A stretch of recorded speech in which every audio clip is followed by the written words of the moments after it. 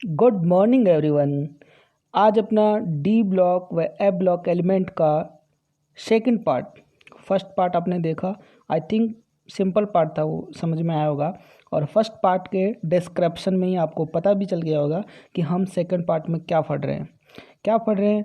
Lockdown में आप घर बैठे बहुत अच्छी सी पढ़ाई का आनंद ले रहे हो, और इसी आनंद में अपन आज इस D and F block element की चर्चा करेंगे। आयनन ऊर्जा, आयनन एंथैल्पी, आयनन विभव, या आपका अगला जो पार्ट होगा धात्विक गुणधर्म होगा, ऑक्सीडेशन नंबर होगा। अब पता चलेगा आपको कि डी ब्लॉक एलिमेंट को हम ऐसे क्यों बोलते थे बचपन में कि ये परिवर्तनशील ऑक्सीकरण अवस्था प्रदर्शित करते हैं, इसका भी हमको पता चल जाएगा आज। ठीक है, उसके बाद अपन इनके कलर की बात करेंगे, चुंबकीय गुण, उत्प्रेरक गुण, काफ़ी चीज़ों की इसमें बात करने वाले हैं। जैसा कि आपको डिस्क्रिप्शन में पिछली बार लिंक मिल गया था कि कल अपन क्या क्या पढ़ने वाले हैं। ठीक है, तो आज अपना जो टॉपिक है वो टॉपिक है अपना आज वाला आयनन ऊर्जा, आयनन विभव, आयनन एंथैल्पी या आयनाइजेशन एनर्जी। जैसा कि आपको मैं बता दूं कि अपन ने नेक्स्ट पार्ट के अंदर लास्ट पार्ट के अंदर अपन ने एटॉमिक रेडियस या आयनिक रेडियस के बारे में चर्चा की थी। और एटॉमिक रेडियस और आयनिक रेडियस के बारे में चर्चा की थी, और आपने ये बात सिद्ध कर दी थी कि सर स्कैंडियम से लेके क्रोमियम तक आकार में कमी आई थी। क्रोमियम और Mn something something are equal, दोनों बराबर थे। और Mn से लेके जिंक तक फिर से आकार में वृद्धि हुई थी। इस बात को आपने समझा था जेड इफेक्ट एंड अयुग्मित इलेक्ट्रॉन के केस में कि कैसे आकार में यहाँ पे कमी आई, वृद्धि हुई, यानी कि यहाँ पे कोई निश्चित क्रम नहीं था। वो चीज़ आप इस पिछले पार्ट में पढ़े थे। ठीक है, अब देखो, अब केस के अंदर अपन क्या बात कर रहे हैं, आयनन ऊर्जा क्या होती है। आयनन ऊर्जा की परिभाषा आप अच्छे से जानते हो। आई थिंक बचपन से इस परिभाषा को पढ़ते आए हो। अच्छा, बचपन का नाम लेता हूँ तो आप LKG UKG मत गुस्सा करो। बचपन का मेरा सीधा अर्थ होता है 11th क्लास, ठीक है, या 10th क्लास। बचपन इतना ही है अपना साइंस का, ज़्यादा बचपना नहीं है साइंस में, है ना। एप और एप्पल की बात नहीं करें। अब देखो, आयनन ऊर्जा और आयनन विभव का जो अपना डेफिनेशन है, जैसे कि आपने पहले ही पढ़ रखा है कि किसी गैसीय परमाणु के बाह्यतम कोश से एक इलेक्ट्रॉन को निकालने के लिए जिस ऊर्जा की आवश्यकता होती है उसी को आयनन ऊर्जा या आयनन विभव कहते हैं। और आयनन ऊर्जा परमाणु की त्रिज्या पर निर्भर करती है, इस बात को अपन जानते हैं। जैसे कि आपको बता रखा है कि जितना छोटा अपना एटम या आपका आयनिक परमाणु होता है, आयनन ऊर्जा उतनी ही ज़्यादा देनी पड़ती है। और जैसे कि ये वाली बात आपने 11th में सीख रखी है कि जैसे मान लो आपके पास कोई भी उदासीन परमाणु है, कोई पॉजिटिव है, या फिर कोई आपका नेगेटिव है, या जैसे कि ये +2 है, ये सेम है, तो यहाँ पे जो आकार सबसे बड़ा होगा वो M का होगा, फिर M+ का सबसे छोटा आकार होगा M+2 का, क्योंकि जितना ज़्यादा पॉजिटिव चार्ज बढ़ेगा उतना ही जेड इफेक्ट बढ़ेगा एंड एटॉमिक रेडियस कम होगी। और एटॉमिक रेडियस कम होगी तो आप जानते हो प्यारे बच्चों क्या होगा, एटॉमिक रेडियस कम होते ही क्या होगी, आयनन एंथैल्पी इंक्रीज होगी, है ना। तो यही केस है। अब आपने इस जो अपन ओनली फॉर कौन सी सीरीज की बात करेंगे, या ओनली फॉर 3D सीरीज की बात कर रहे हैं, 3D श्रेणी की बात कर रहे हैं। स्कैंडियम से लेके जिंक तक के चर्चा करेंगे अपन, स्कैंडियम से लेके जिंक तक की चर्चा करेंगे हर प्रकार की इसके गुणधर्मों में। जैसे कि कल अपन ने इसका सबसे पार्ट, अपना इम्पोर्टेंट पार्ट अपन ने कल पढ़ा था इसका एटॉमिक रेडियस और परमाणु त्रिज्या। तो इसी से रिलेटेड मैंने कह दिया था आपको लास्ट पार्ट में कि इसी से रिलेटेड आपका आयनन ऊर्जा, आयनन विभव, सब कुछ जो रिलेटेड है वो इसी पे डिपेंड करता है। और अब ये आप इस चीज़ को भी आप भली भांति समझ लोगे कि अब ये फंडा भी कैसे होगा। जैसे आपने पढ़ा कि इस स्कैंडियम से लेके क्रोमियम तक आयनन एंथैल्पी में क्या होगी, वृद्धि होगी। क्यों होगी, क्योंकि आकार में कमी हुई है। वृद्धि होगी क्योंकि आकार में कमी हुई है। आकार जितना छोटा होता है आयनन एंथैल्पी का मान उतना ही ज़्यादा होता है, क्योंकि नाभिक के नज़दीक से इलेक्ट्रॉन निकालना आप जानते हो कितना मुश्किल होता है। तो आकार छोटा होना मतलब कि आयनन एंथैल्पी का मान बढ़ना, और फिर जैसे जैसे आकार में वृद्धि होगी, आकार बड़ा होगा, तो बाह्यतम कोश से इलेक्ट्रॉन चुराना और भी आसान हो जाएगा। मतलब सीधी सी बात है, आयनन एंथैल्पी का मान कम होगा। और ये जो मैं कम ज़्यादा बता रहा हूँ ये इतना ज़्यादा भी कम नहीं है कि अपन सोच रहे हो कि पता नहीं ये कोई ज़मीन आसमान का फ़र्क है। आपको एक चीज़ फिर बताएंगे कि सर इनमें क्या फ़र्क होता है, ठीक है। तो अब जो बात है आपकी फंडे की, देखो अब आपकी चीज़ मिल रही होगी एक चीज़ आपके सामने कि स्कैंडियम व कॉपर। ध्यान देना प्यारे बच्चे इस बात के ऊपर, ये बहुत बड़ा नोट है, फिर आप कंफ्यूज मत हो जाना। स्कैंडियम +3 और कॉपर +1, ये दो परमाणु ऐसे हैं जो कहना क्या चाहते हैं, ये कहना ये चाहते हैं बाकी इस श्रेणी में सभी तत्व, बाकी इस श्रेणी में सभी तत्व +2 देते हैं। क्या देते हैं? +2 देते हैं। कौन? जैसे कि स्कैंडियम के अलावा टाइटेनियम, उसके अलावा vanadium, chromium, MN, iron, cobalt, nickel, zinc, सब +2 देते हैं। लेकिन इन 10 में से इन दो तत्वों की क्वालिटी स्पेशल है, और वो क्या है कि स्कैंडियम ओनली फॉर +3, स्कैंडियम केवल और केवल +3 ऑक्सीकरण अवस्था देता है। इन 10 तत्वों में से इस बात का विशेष ध्यान रखें, नोट रखें, दिमाग में ऐड करें इस बात को कि स्कैंडियम +3 देता है, और इसके अलावा कॉपर +1 भी देता है। इसके अलावा कोई +1 नहीं देगा, कॉपर के अलावा कोई +1 नहीं देगा। फिर कई बच्चों के सवाल सामने आते हैं कि सर कॉपर तो +2 भी देता है। हाँ देता है, लेकिन +1 भी यही देता है, इसके अलावा और इन 10 में से कोई +1 नहीं देगा। और केवल मैं बोल रहा हूँ स्कैंडियम केवल +3 देता है, यानी कि ये +2 +1 +4 कुछ नहीं देगा, केवल +3 देगा। देने को तो +3 और भी देंगे, देने को तो वेनेडियम, क्रोमियम, आयरन, कोबाल्ट, निकल भी देंगे, लेकिन केवल और केवल +3 कौन देता है? स्कैंडियम। और केवल +1 कौन देता है? कॉपर। बाकी सब +2। हालांकि वो +2 के अलावा भी देंगे, +2 के अलावा वो +3 भी देंगे, +4 भी देंगे, यहाँ तक कि आपका एमएन मैग्नीज जो +2 से लेके +7 तक, +2 +3 +4 5 6 7 तक, +7 तक ऑक्सीडेशन रखने की हैसियत रखता है, ठीक है। तो इस बात को आप यूं ना समझे कि सर कॉपर +1 बोल रहे हो, कॉपर +2 देता है। जी हाँ देता है, लेकिन स्पेशली ध्यान देना, मैं ऐसे बोल रहा हूँ कि ये +1 भी देता है, देने को +2 भी देता है, लेकिन इसके अलावा और कोई +1 नहीं देगा। तो इस लाइन में कन्फ्यूज ना हो, बहुत बच्चे इस लाइन में कन्फ्यूज होते हैं और क्रॉस क्वेश्चन करते हैं। तो वो सॉल्यूशन मैं आपको पहले ही इसके अंदर ऐड कर दिया हूँ कि आप इसमें कन्फ्यूज ना हो, और फिर भी कोई डाउट हो तो आप आराम से पूछ सकते हो, ठीक है, कमेंट करो। फिर आप अगली लाइन पढ़ना, प्रथम आयनन विभव की तुलना में द्वितीय आयनन विभव के मान, प्रथम आयनन विभव की तुलना में द्वितीय आयनन विभव के मान हमेशा ज़्यादा होते हैं। इस बात को हम बचपन से जानते हैं, लेकिन ध्यान दो क्वेश्चन कहाँ बनता है इस श्रेणी में? इस श्रेणी में क्वेश्चन कॉपर और क्रोमियम पर ही बनता है, कॉपर और क्रोमियम पर ही क्वेश्चन बनता है।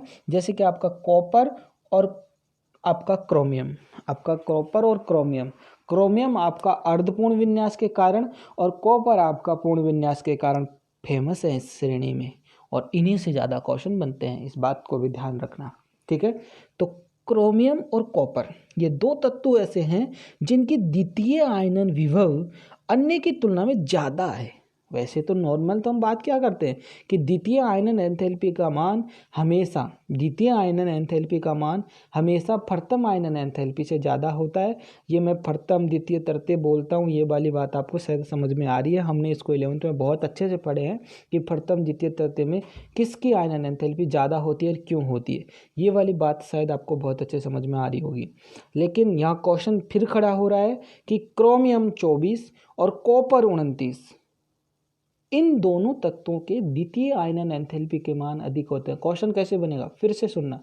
अच्छा ध्यान रखना, इस वीडियो के डिस्क्रिप्शन में मैं कुछ 3-4 क्वेश्चन दूंगा, उन क्वेश्चनों को आप डिस्क्रिप्शन में देखें और उनके आंसर आप अपनी नोटबुक में अलग से आंसर और उतारें। नोट्स तो उतारोगे, साथ में उन क्वेश्चनों के आप आंसर भी उतारते रहिएगा, है ना। इससे रिलेटेड या पिछले वीडियो से रिलेटेड अपन इसके अंदर डिस्क्रिप्शन में कुछ क्वेश्चन देंगे आपको करने के लिए। वीडियो का डिस्क्रिप्शन में क्वेश्चन का आपको क्वेश्चन मिल जाएगा लिखा हुआ लैंग्वेज के अंदर, ठीक है। तो क्वेश्चन कैसे बनेगा इसका? क्वेश्चन बनेगा कि जैसे कि मान लो कॉपर की द्वितीय आयनन एंथैल्पी उच्च क्यों है, या क्रोमियम की द्वितीय आयनन एंथैल्पी श्रेणी के अन्य सदस्यों से अधिक होती है। क्यों? आ रही बात समझ में? क्यों होती है? क्योंकि क्रोमियम और कॉपर की द्वितीय आयनन एंथैल्पी ज़्यादा होने का रीज़न है, जैसे कि क्रोमियम में आपको पता है बाह्यतम कोश में एक इलेक्ट्रॉन जो था वो कहाँ था? 4s में। अब इलेक्ट्रॉन नेक्स्ट जाएगा वो कहाँ से जाएगा? d से जाएगा। और क्रोमियम की स्थिति कैसी है? 3d5। 5 का मतलब क्या हुआ कि वो अर्धपूर्ण है। अर्धपूर्ण विन्यास जो हम जानते हैं अधिक स्थायी होता है, और किसी भी स्थायित्व चीज से इलेक्ट्रॉन निकालना आपको पता है क्या हो गया? मुश्किल हो गया। इसलिए इसकी द्वितीय आयनन एंथैल्पी का मान क्या हो गया? ज़्यादा हो गया। ऐसा ही कॉपर के साथ होता है। कॉपर में पूर्ण पूरित स्थिति होती है। ये वाली बात आप मेरे हिसाब से अच्छे से समझ गए होंगे। ठीक है, अब अपन चलते हैं भैया अगले पार्ट में। और अगला जो अपना टॉपिक है वो है धात्विक गुण, मेटेलिक प्रॉपर्टी। क्या है वो? मेटेलिक प्रॉपर्टी, धात्विक गुण, है ना। ये धात्विक गुण क्या चीज़ होता है? जैसे कि आपको केमिकल बॉन्डिंग वाले चैप्टर में एक बार एक चीज़ बताई थी मैंने, कि जितने भी अपने ये मेटल्स होते हैं वो एक क्यूबिक शेप बनाते हैं, घनीय शेप बनाते हैं, यानी कि ये कि क्रिस्टल जालक के रूप में रहते हैं। यानी कि इनके आसपास ये घन शेप, जैसे कि कॉपर के इधर कॉपर है, मतलब एक इनकी अलग अलग एक शेप होती है। जैसे कि आपको मैंने ऐसे गोले गोले करके ऐसे गोले करके मैंने ऐसे एक आपको एक बार एक क्रिस्टल जाल बना के बताया था मैंने, याद हो आपको शायद, ऐसा करके मैंने ऐसे हम इनको जोड़े थे, है ना। इन सब को याद आया कुछ इस प्रकार से कि ये एक जाल बनाते हैं। इसको हम एक क्रिस्टलीय जाल कहते हैं। और इनमें ये जो कण होते हैं इनमें क्रिस्टल जाल होता है ना। इनके अंदर धात्विक गुण पाया जाता है। क्या पाया जाता है ये? यानी कि बाह्य कक्षकों के रिक्त होने के डी ब्लॉक तत्व धात्विक गुण प्रदर्शित करते हैं। और ये कक्षक ये क्रिस्टलीय अवस्था में पाए जाते हैं। और ये 3 प्रकार के होते हैं। ध्यान रखो, क्रिस्टलीय अवस्था, ये नाम हम इस चैप्टर में विशेष नहीं देंगे, ये इस चैप्टर के लिए खास नहीं है, इस बात को ध्यान रखना। ये जो है ना, ये BCC, FCC, SCP, CCP, ये अपने चैप्टर नंबर 1 का मुख्य गुण है। चैप्टर नंबर 1 में इनको बहुत अच्छे से पढ़ते हैं। इनके मैथमेटिकल टर्म्स, इनकी इक्वेशन, इनका परसेंटेज, इनकी संकुलन दक्षता, इनका नाम, इनकी स्ट्रक्चर, सब कुछ पढ़ते हैं। ये तो ऐसे मान लो, फर्स्ट चैप्टर का नाम आपको पता है क्या है? सॉलिड स्टेट, ठोस अवस्था। तो ये उस चैप्टर के लिए है। इस चैप्टर में तो आपको पता है कि धात्विक गुण क्यों देता है, कि बाह्य कक्षकों के रिक्त होने के कारण डी ब्लॉक तत्व धात्विक गुण प्रदर्शित करते हैं। अब आगे पता चलेगा क्यों करते हैं ये। ठीक है, तो ये जो इनके नाम है ना, ये जो मैंने बनाए हैं, BCC काय केंद्रित घनीय संरचना, FCC फलक केंद्रीय, SCP षटकोणीय निबिड़ संकुलन, ये चाहो तो आप नोट करो। बाकी इनकी डिटेल स्टडी हम फर्स्ट चैप्टर के अंदर ही करेंगे। ठीक है, यहाँ इनके लिए इतना ज़्यादा ना दिमाग लगाएं। बाकी फिर भी अगर आपको कोई डाउट हो तो आप पूछ सकते हो, ऐसी कोई प्रॉब्लम नहीं है किसी भी चीज़ के बारे में ज़्यादा जानकारी लेने के लिए। अब अपन देखो, मैंने ऐसे इसके अंदर लिख रखा है बुक से रीड ओनली। ठीक है, क्योंकि ये जब पहला चैप्टर पढ़ा देते हैं तब इन चैप्टर में बच्चे खुद मास्टरमाइंड हो जाते हैं। अच्छा सर ये ऐसे खूब लंबी लंबी फेंकते हैं। ठीक है, अपना क्या है, अपने फर्स्ट चैप्टर कराया नहीं चाहते थे, अपन फर्स्ट चैप्टर थोड़ा बोर्ड पे कराएं, इसलिए उसको डिले रखा है। यहाँ पे अभी वही चैप्टर करा रहे हैं जो मतलब एक नॉर्मल वे में आप समझ सकते हो, क्योंकि हमने रिएक्शन पोर्शन नहीं छेड़ा। क्योंकि रिएक्शन में आपको पता है बोर्ड पे मतलब समझाएं प्रॉपर बहुत अच्छे समझ में आती है, ऐसे कोई फिजिकल हो कोई हो इस चीज़ के लिए। ठीक है, तो अब फिर चलते हैं अपन नेक्स्ट टॉपिक के ऊपर, ऑक्सीकरण अवस्था। ये बहुत अच्छा टॉपिक है। इस टॉपिक के लिए बच्चे तरस जाते हैं। कितना अच्छा टॉपिक है ये। आज तक जो आप सुनते आ रहे हो कि सर संक्रमण तत्व परिवर्तनशील ऑक्सीकरण अवस्था प्रदर्शित करते हैं, अब पता चला जाएगा आपको कैसे करते हैं। देखो, इस बात के लिए, इसके लिए कौन जिम्मेदार है और कैसे ये संक्रमण तत्व, इसके लिए देखो मैंने सबसे पहले इस टॉपिक को समझाने के साथ साथ मैंने क्वेश्चन ही खड़ा कर दिया। कौन सा क्वेश्चन खड़ा कर दिया? समझाइए कि संक्रमण धातुएं परिवर्तनशील ऑक्सीकरण अवस्थाएं प्रदर्शित करती हैं। क्वेश्चन तो अब बनता है, क्यों करती हैं? परिवर्तनशील का मतलब देखो क्या है, पहली बात तो यही समझो। परिवर्तनशील का मतलब यहाँ पे ये है कि इनकी एक ऑक्सीकरण अवस्था नहीं होती। जैसे पहले वर्ग में है आपका धातु, जो आपका ये मेटल है, क्षारीय धातु जिनकी +1 होती है, हम फिक्स कर दिया कि सर इनकी +1 होती है। लिथियम +1, सोडियम +1, पोटेशियम +1, ताउम्र +1 रहेंगे, है ना। वो फिक्स है, वो परिवर्तन नहीं है, फिक्स है, उसको हम फिक्स बोलते हैं। लेकिन डी ब्लॉक के तत्वों के लिए हम बचपन से बोलते आए हैं कि परिवर्तनशील ऑक्सीकरण अवस्था प्रदर्शित करते हैं। तो ये कैसे करते हैं, क्यों करते हैं, ये चीज़ अपन अब समझेंगे। बड़े हो गए अपन, है ना, अब समझेंगे। तो देखो इनके लिए क्या है और कौन जिम्मेदार है इस परिवर्तनशील का चक्कर का कारण, कि इनकी ऑक्सीकरण अवस्थाओं को अपन परिवर्तनशील क्यों कहते हैं। जैसे कि आप जो क्वेश्चन किया है उसका आंसर आप देख रहे होंगे कि संक्रमण धातुओं का बाह्यतम इलेक्ट्रॉनिक विन्यास, आपको पता है क्या होता है, n-1 D1 से लेके D1 से 10 तक, या फिर NS1 से लेके 2, क्योंकि ये 1 क्रोमियम और कॉपर के केस में अप्लाई होता है, बाकी तो 4s जो होता है वो 2 ही होता है, राइट। तथा D व S कक्षक की ऊर्जा लगभग समान होती है, जिससे ये S और D, आपको पता है अपन इनके केस में आर्गन तक इलेक्ट्रॉन भर देते हैं 18, उसके बाद में जो बाह्यतम कोष में अपन बात कर रहे हैं, जो इलेक्ट्रॉन निकाल रहे हैं, डाल रहे हैं, भर रहे हैं, कर रहे हैं, वो कहाँ से कर रहे हैं, या तो 4s से कर रहे हैं या 3D से कर रहे हैं। तो है ना, 4s और 3D का मामला ले रखा अपन ने हाथ में। तो यहाँ पे जो भी इलेक्ट्रॉन जाएंगे या तो S से जाएंगे या D से जाते हैं। कहाँ से जाएंगे, S से जाते हैं या फिर D से जाते हैं, ठीक है। तो यहाँ पे S और D कक्षक दोनों कक्षकों के इलेक्ट्रॉनों का त्याग कर सकते हैं, ये इनकी ये खास बात है और अपन करते आए हैं। जैसे आपको बता रखा है बचपन से कि जो इलेक्ट्रॉन S में है पहले वो त्याग दो, उसके बाद में जरूरत पड़ती है आप D से त्यागो। तो ये दोनों इलेक्ट्रॉन त्याग सकते हैं, D वाले भी यानी कि 3D वाले भी और 4s2 वाले भी, है ना। तो दोनों चीज़ त्याग देते हैं। अब बात आगे बढ़ती है कहाँ पे, कि संक्रमण धातुएं केवल NS कक्षकों के इलेक्ट्रॉन त्याग कर सकती हैं। संक्रमण धातुएं केवल NS कक्षकों के इलेक्ट्रॉन त्याग करती हैं तो इनकी ऑक्सीकरण अवस्था +1 या +2 हो सकती है, यानी कि NS का मतलब है 4s, 5s, 6s। और अपन अगर 3D श्रेणी की बात करते हैं स्कैंडियम से लेके जिंक तक की, तो यहाँ पे NS का मतलब निकल के आता है 4s। अब 4s में एक भी इलेक्ट्रॉन होता है और 4s में 2 भी इलेक्ट्रॉन होता है। ये एक जो इलेक्ट्रॉन होता है ना 4s में, ये क्रोमियम और कॉपर में ही होता है, और 4s2 सब में होता है। यानी कि अगर S के इलेक्ट्रॉन त्यागे जाएं, जैसे कॉपर त्यागता है 4s से इलेक्ट्रॉन, तो +1 ऑक्सीकरण अवस्था, है ना। बाकी और सब त्यागते हैं 4s से, तो 2 इलेक्ट्रॉन त्यागता है और +2 ऑक्सीकरण अवस्था होती है। क्या होती है, +2, है ना। तो केवल ऐसे इलेक्ट्रॉन त्यागे तो ऑक्सीकरण अवस्था क्या हो सकती है, +1 भी हो सकती है और +2 भी होती है। ये जो +1 होती है ओनली फॉर कॉपर के केस में होती है, ठीक है, और +2 तो सबके केस में होती है। जिंक हो गया, आयरन हो गया, Mn हो गया, कोबाल्ट हो गया, निकल हो गया, है ना, आपका सब हो गए, इनमें सबकी केस में होती है। अब दूसरे केस की सूचना कि संक्रमण धातुएं डी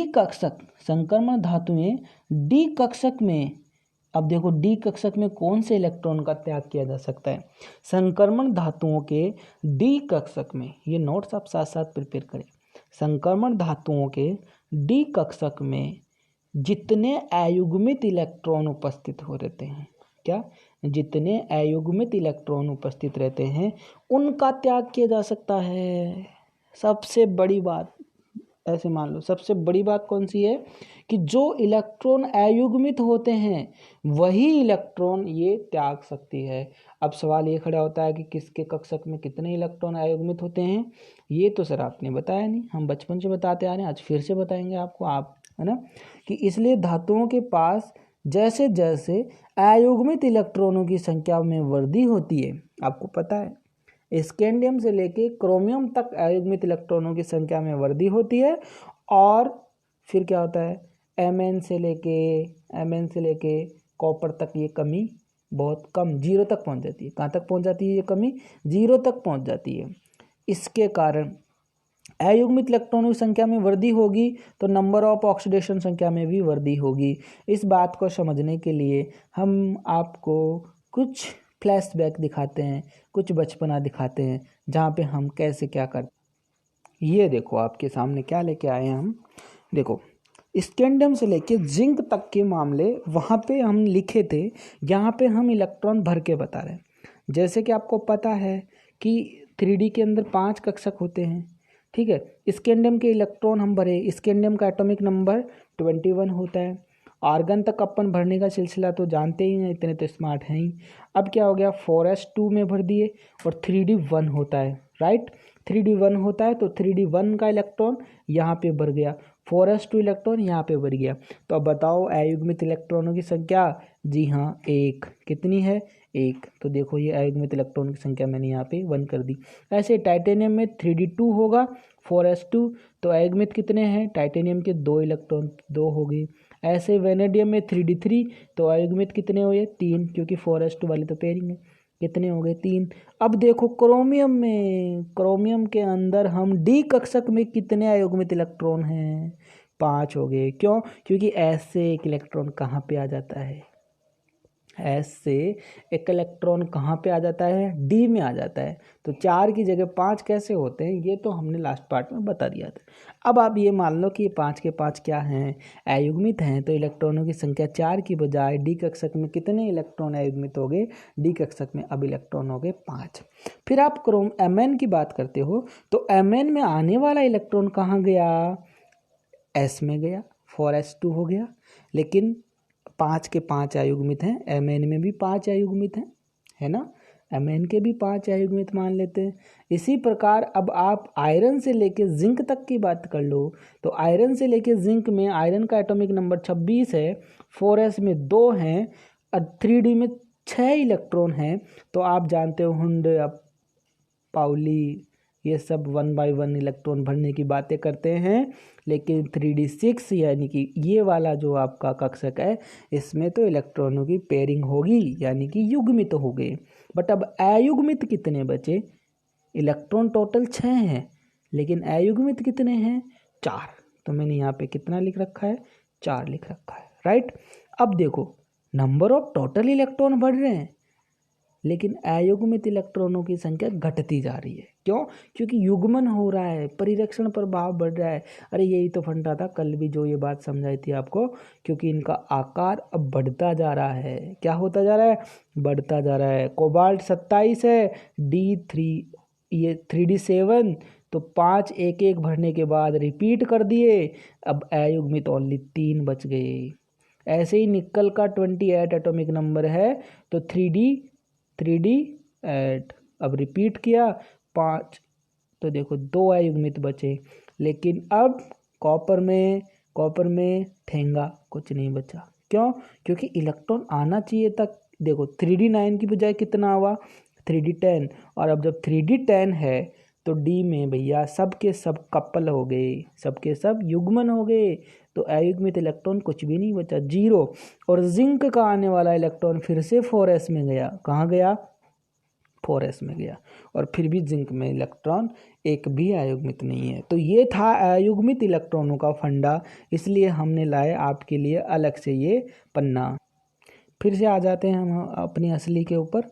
देखो अब आपके सामने ये जो चीज़ है वो हम इसी फॉर्मेट से समझा देंगे सारी बातें, कि कैसे ऑक्सीकरण अवस्था बढ़ती है। जैसे यहाँ पे एक टेबल बन रही है, ऐसे आपको भी बनानी है अपने कॉपी पेन लेके कॉपी के अंदर। जैसे एक लाइन है तत्वों की, एलिमेंट्स की, स्कैंडियम से लेकर जिंक तक 10 के 10 तत्वों को आपने इस प्रकार से सजा रखा है, ठीक है।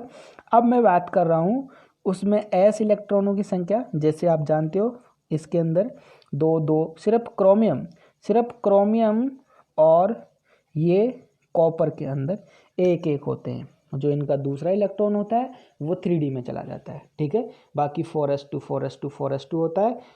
क्रोमियम में 4s1 होता है, फिर 4s2 कॉपर में 4s1 होता है, फिर 4s2। तो ये हमने s कक्षक में इलेक्ट्रॉनों की संख्या लिख रखी है।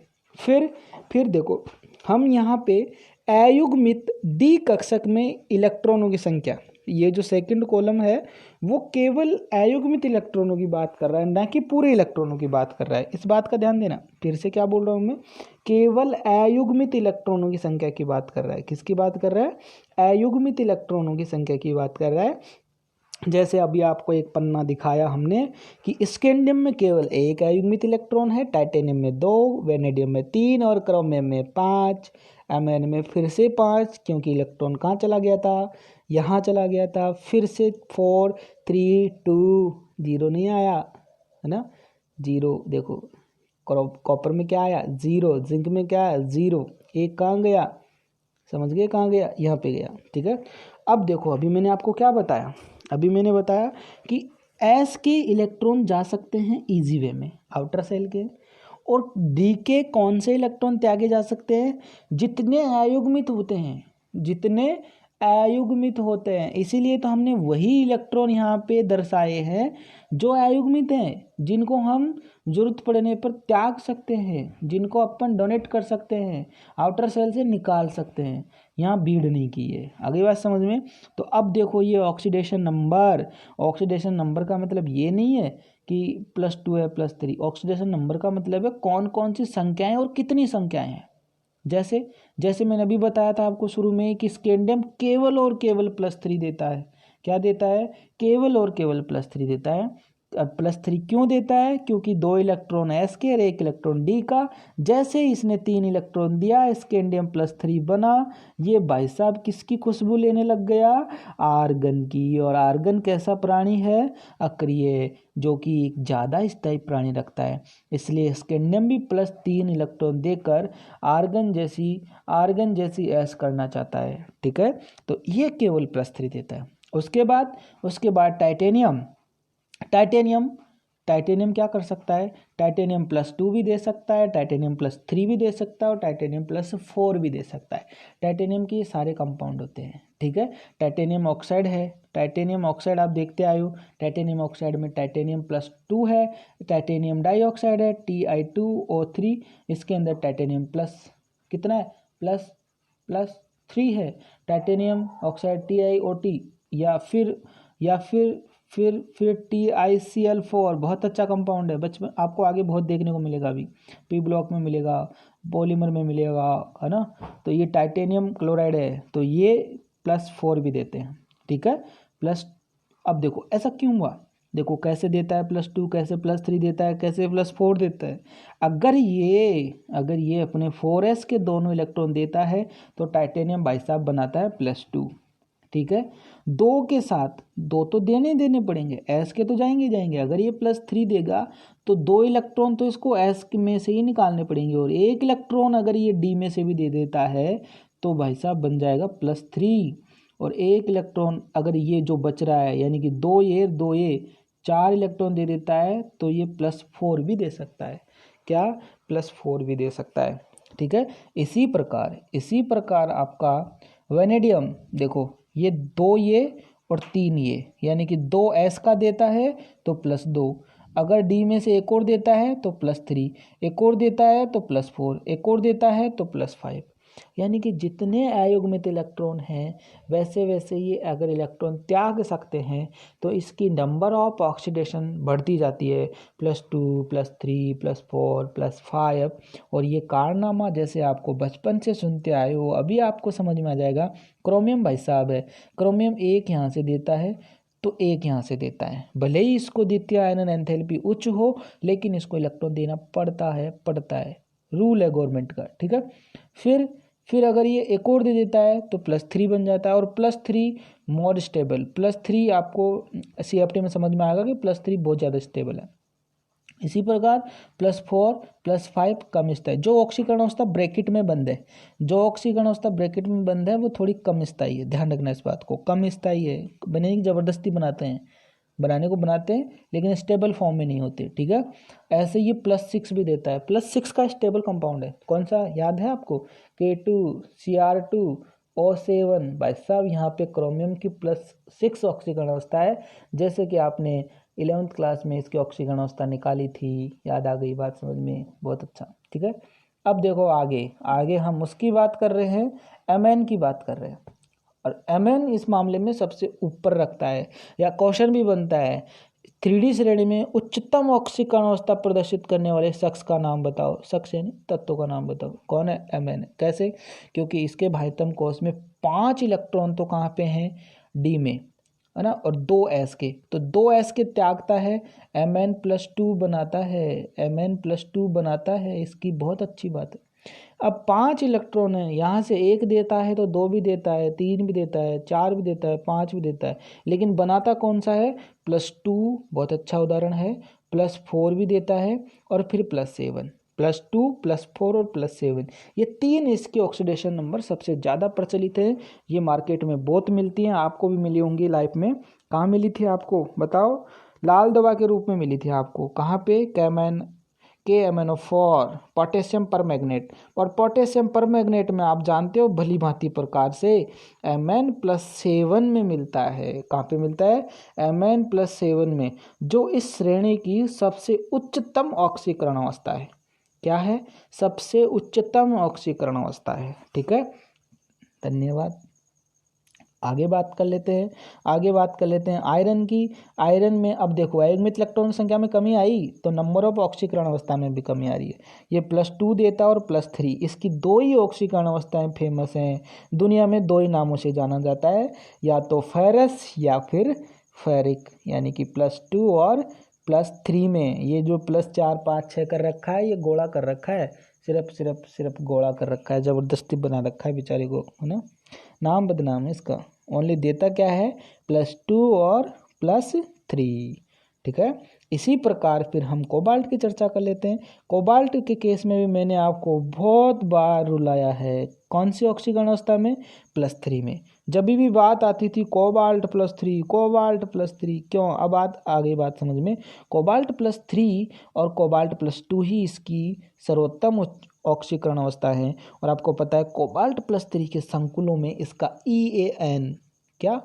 EAN इफेक्टिव एटॉमिक नंबर क्या पहुंच जाता है? 36 पहुंचता है ना, राइट। ठीक है, अब चलते हैं अपन किसके केस में? निकल के केस में। किसके केस में चलते हैं? निकल के केस में। निकल +2 ऑक्सीकरण अवस्था बहुत अच्छा देता है। निकल +2 मतलब स्टेबल है, देता है ये 2। उसके बाद कॉपर के केस में मैंने अभी कहा कि ये 4s1 में अगर 1 इलेक्ट्रॉन देता है तो +1 भी देता है। क्यूप्रस और क्यूप्रिक। क्यूप्रस यानी कि CU2O, जैसे कि आपने तुल्यांक की भार निकालने में ये 2 फॉर्मूले देखे होंगे। और CuO, क्यूप्रस क्यूप्रिक। क्यूप्रस में +1 है और क्यूप्रिक में +2 है, बस फर्क इतना सही है, दोनों देता है। ठीक है, और फिर जिंक भाई साहब के लिए आपको ज़्यादा दिमाग नहीं लगाना पड़ता। बचपन से जो बात बताई है वो आज भी अपनी आदतों से बरकरार है, इनकी तरफ बदला नहीं है। ये आज भी वही देता है +2 जो ये बचपन में देता था, या हम पढ़ते आए हैं, सुनते आए हैं। Zn+2, चाहे वो Cl के साथ हो, चाहे वो ऑक्सीजन के साथ हो, चाहे वो Br के साथ हो, राम जाने किसके साथ भी हो, लेकिन देगा क्या बेचारा? +2 +2 +2। ठीक है, लेंदी बन जाएगा वीडियो। ठीक है, थोड़ा सा बनेगा, इस टॉपिक को तो कंप्लीट कर ही देते हैं। ठीक है, उस बात का समझा। अब ध्यान से समझो उसके क्वेश्चनों को। एक ही श्रेणी में मध्य तक यानी कि स्कैंडियम से Mn तक जाने पर अयुग्मित इलेक्ट्रॉनों की संख्या में वृद्धि होती है। ये बात आप उतारोगे नोट्स में, समझ में आ गई कैसे वृद्धि हुई? जिससे श्रेणी के मध्य तक जाने पर धातुओं की विभिन्न ऑक्सीकरण अवस्थाओं की संख्या बढ़ती है। क्या होता है? धातुओं की विभिन्न ऑक्सीकरण अवस्थाओं की संख्या बढ़ती है। जैसे कि +2 भी वही दे रहा है, +3 भी वही दे रहा है, +4 भी वही दे रहा है, बाप का राज है, मन में आए जो दे रहे हैं। ठीक है, अब आपको पता है सबसे हाईएस्ट टॉप मोस्ट बात करने वाले हैं जो अपन Mn के केस में करने वाले हैं। किसके केस में करने वाले हैं? Mn के केस में करने वाले हैं। और वो कौन सी बात करना चाहते हैं Mn के केस में? ये देखो, Mn के केस में ये वाली जो बात करना चाहते थे हम, ये कि Mn के पश्चात 3D कक्षक में इलेक्ट्रॉन का युग्मन प्रारंभ हो जाता है। युग्मन मतलब जैसे अभी बताया कि Mn के बाद आप आयरन में गए, आयरन में 3D6 हो गया, मतलब इलेक्ट्रॉन का युग्मन प्रारंभ हो गया, इलेक्ट्रॉन का युग्मन प्रारंभ हो जाता है। जिससे क्या होता है? श्रेणी के अंत में उपस्थित संक्रमण तत्वों की ऑक्सीकरण अवस्थाओं की संख्या में कमी आ जाती है। आपको पता है अयुग्मित इलेक्ट्रॉनों की संख्या में कमी आने का मतलब ऑक्सीकरण अवस्था में कमी आना, क्योंकि आपको पता है अयुग्मित इलेक्ट्रॉन ही त्यागे जा सकते हैं। ठीक है, इसलिए संक्रमण धातुएं परिवर्तनशील ऑक्सीकरण अवस्थाएं प्रदर्शित करती हैं। अब जाके पता चला इस बात का, कब से सर बार बार परिवर्तनशील कर रहे हैं, अब जाके हम लक्ष्य तक पहुंचे हैं कि क्यों संक्रमण धातुएं परिवर्तनशील ऑक्सीकरण अवस्था प्रदर्शित करते हैं। ये बात आपको अच्छे से समझ में आएंगे। अब आप इसको कैसे सॉर्ट आउट करोगे वो आपकी मर्जी है। ठीक है, ऑक्सीकरण अवस्था के बढ़ने से इनके ऑक्साइडों की अम्लता तथा क्रियाशीलता बढ़ जाती है। ये बात भी आप 11th में अच्छे से कर चुके हो, इसमें कोई दो राय नहीं है। ये टाइटेनियम, वेनेडियम, मैग्नीज के क्षारीय, जैसे आपको पता है जैसे जैसे प्लस ऑक्सीकरण अवस्था बढ़ती है अम्लीय गुण बढ़ता है, इस बात को आप जानते हो। जैसे कि ये क्षारीय, ये सब क्षारीय हैं, ये उभयधर्मी में आते हैं।